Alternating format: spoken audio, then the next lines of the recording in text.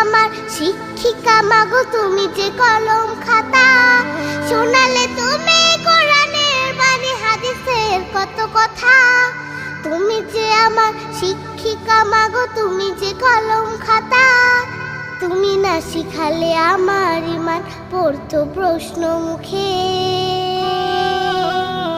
মাগো আল্লাহ তোমায় দিল আমাকে, ও মাগো আল্লাহ তোমায় দিল আমাকে। দেখালে তুমি সত্যের পথ, কহিলে মিথ্যা ক্ষতি। তুমি আমার বড় পীরে মাগো, আধারে আলোর বাতি।